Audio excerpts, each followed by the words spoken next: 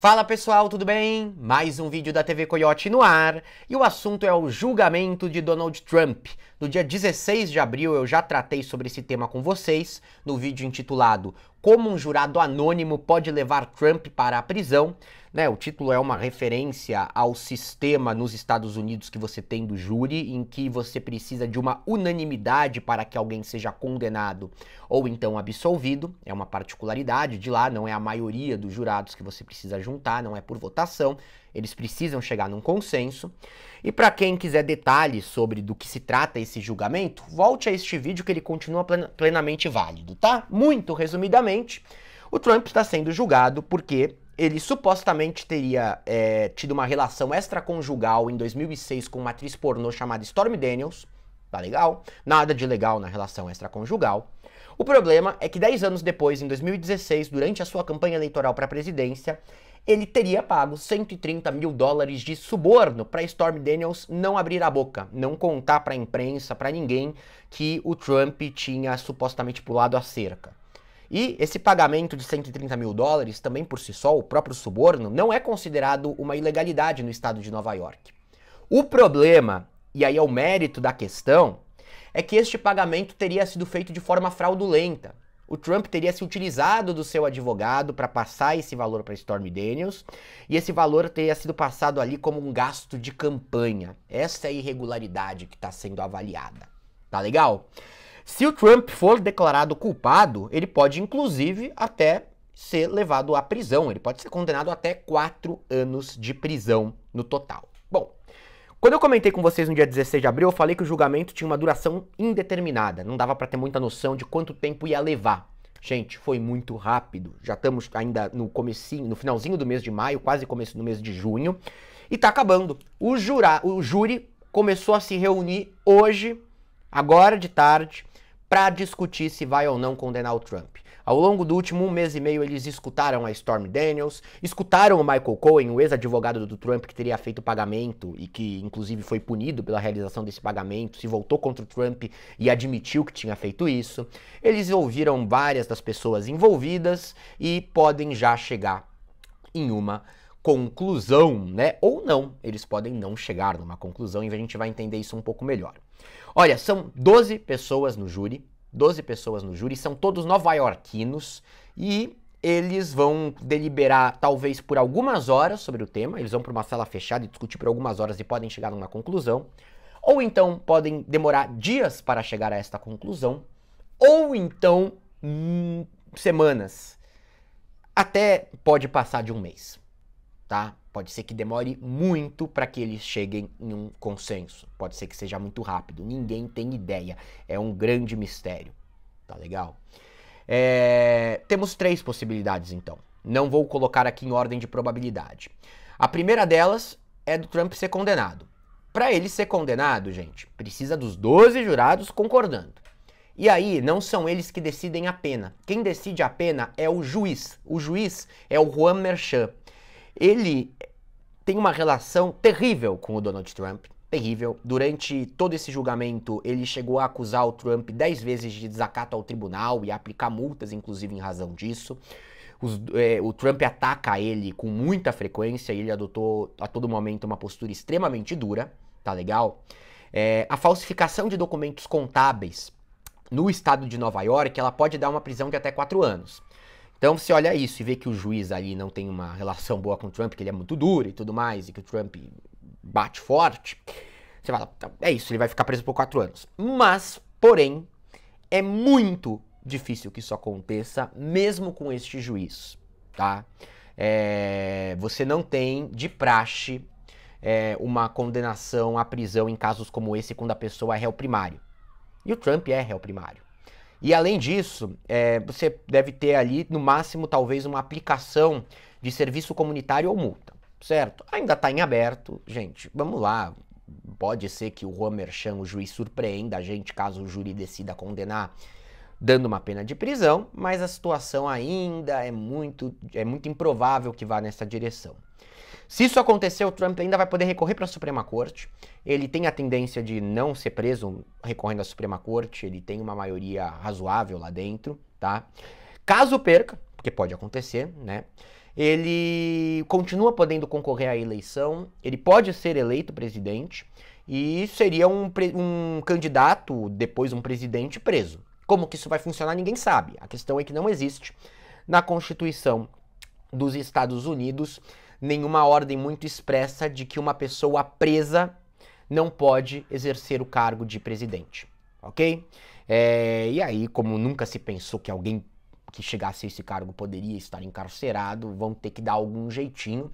O The New York Times, inclusive, publicou uma reportagem dia desses falando que o serviço secreto já tem, inclusive, um planejamento, né, sobre como faria a segurança do Trump com, possivelmente, ele atrás das grades, mesmo que, pelos motivos que eu citei, o fato do crime no geral não dar prisão e o fato de ele poder recorrer à Suprema Corte, isso acabe se tornando um pouco mais improvável.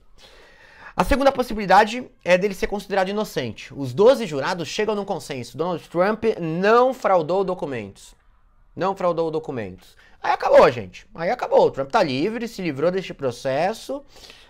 Vai ter que aí focar na sua campanha apenas e lidar com os outros muitos processos que devem atingi-lo ao longo dos próximos anos. Ele é alvo de várias investigações, você só não tem julgamentos marcados. E a terceira possibilidade é que o júri não chegue numa unanimidade.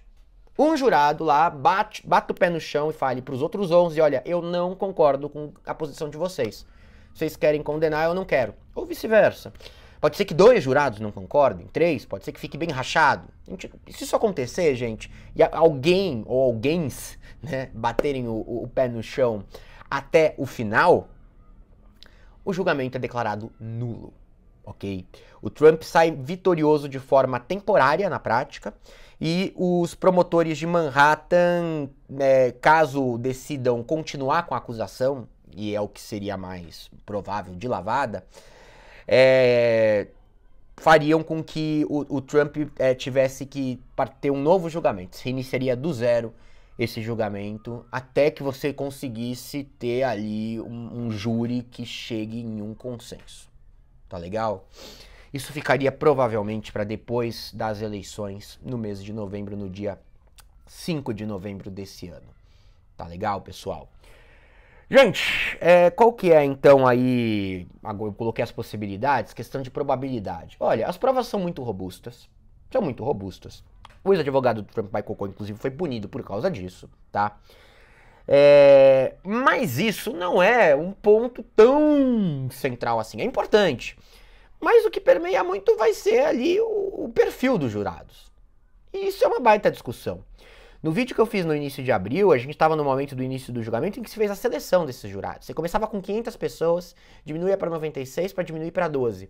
E você ia diminuindo essas pessoas, você ia tirando elas para sobrarem só essas 12, tentando analisar ali o grau de imparcialidade delas para julgar o caso. Então, por exemplo, elas eram interrogadas, elas eram questionadas, na realidade, sobre as mais variadas questões. Cara, você leu o livro do Trump? Você leu o livro do Michael Cohen, do ex-advogado dele, que tá contra ele agora? Se leu o do Cohen, a defesa do Trump pede, não quero esse cara aqui, tira ele. E aí a defesa, a promotoria do outro lado pede para tirar quem leu o livro do Donald Trump. Em quem você votou? Em quem você votou diretamente não, mas você fez campanha para alguém? Análise das redes sociais das pessoas. Isso aqui, esse post aqui é pró-democrata, cara. Esse cara não pode julgar o Trump. E quem tomava a decisão no final era o juiz, certo? Era o juiz Juan Merchan, que decidia ali, olha, não, essa alegação da defesa do Trump, ela é válida, essa pessoa não tem condição de estar no júri, essa alegação da promotoria é válida, essa pessoa não tem condição de estar no júri, ela não será totalmente imparcial. E aquela discussão foi muito interessante, há vários casos de muito debate ali, se chegaram nesses 12, gente. A questão é que a gente está falando do estado de Nova York. No estado de Nova York, o Trump tem uma rejeição estratosférica. Ele tem o Biden ganhou de lavada em 2020 e isso tende a se repetir também nesse ano de 2024 em Nova York. Então, assim, e são pessoas de Manhattan ainda, onde esse resultado é ainda mais forte. Então assim, a gente tem uma situação aí em que Cara, se você pega 12 pessoas em Nova York, em Manhattan, 10 vão ser democratas, sabe? Então, assim, mesmo com a filtragem feita, tem uma tendencinha natural de que você possa ter alguém ali contra o Trump, tá? Pode ser que o filtro tenha sido muito bom. Pode ser que ninguém tenha, porque o usuário pode ter enganado. Ele pode não ter nenhum resquício de que odeia o Trump, nenhum resquício em nenhum local, nada, nem da defesa do Trump suspeitar dele, mas ele odeia o Trump e mais do que isso, ele levará em consideração o que pensa do Donald Trump na hora de tomar a sua decisão, tá? Isso pode acontecer, tá? Isso pode acontecer. Basta uma pessoa com essa postura para o julgamento não acabar, certo? Pode acontecer a postura inversa também, mas é mais difícil. A chance é menor. Então, notem, ele ser absolvido é possível, com certeza é possível, mas é visto como o mais difícil de acontecer. O mais difícil de acontecer. Porque o julgamento em Nova York, cara, assim, os 12 jurados votarem por uma absolvição seria surpreendente. Ele ser inocentado, ele ser considerado, condenado, culpado, ser considerado culpado, ou você não ter uma unanimidade, pode ser os dois, cara, pode ser os dois, assim, pode ser que os 12 consigam, vamos lá, vamos por condená-lo, ou pode ser que tenha um que bata no chão e fale, não vou entrar na unanimidade. Não dá pra ter ideia aí, tá? A gente sabe que o mais improvável é uma absolvição, por mais que seja uma possibilidade. Bom, dito isto, se tiver condenação, é o que eu coloquei pra vocês, gente. É o que eu coloquei pra vocês. Ele vai recorrer à Suprema Corte. Tem a brecha do próprio juiz Comerchan. A brecha não, a grande possibilidade do próprio juiz decidir que não vale uma pena de prisão. E aí fica mais o desgaste eleitoral de uma condenação. Não sei até que ponto isso pesaria, tá? Tanta coisa já ligada ao Donald Trump não pesou pra que as pessoas deixassem de votar nele, tanto em 2016 quanto em 2020 até. Que eu não sei se uma condenação por um suposto pagamento de suborno, que aí deixaria de ser suposto, né? Por um pagamento de suborno, faria ali tanta diferença na votação dele, sinceramente, ok? Acaba tendo um efeito muito mais simbólico no caso de uma não prisão e na possibilidade menor de que a prisão vá adiante, de que nenhum recurso na Suprema Corte adiante. Aí é uma bomba, né? Aí é aquela história que eu sempre coloco aqui pra vocês. Já pensou? Um presidente da maior potência do mundo exercendo o cargo de dentro de uma cadeia, né? Ou só, assim, o candidato que ficou em segundo lugar, caso ele perca a eleição, fazendo a campanha de dentro de uma cadeia. Realmente um caso bem excepcional e bastante revelador sobre o sistema eleitoral lá dos Estados Unidos, né? Não só sobre o sistema eleitoral, sobre o sistema democrático estadunidense. Qualquer momento estou de volta, pessoal. Um grande abraço a todos. Se alguma coisa não ficou clara, comente aqui embaixo e até a próxima.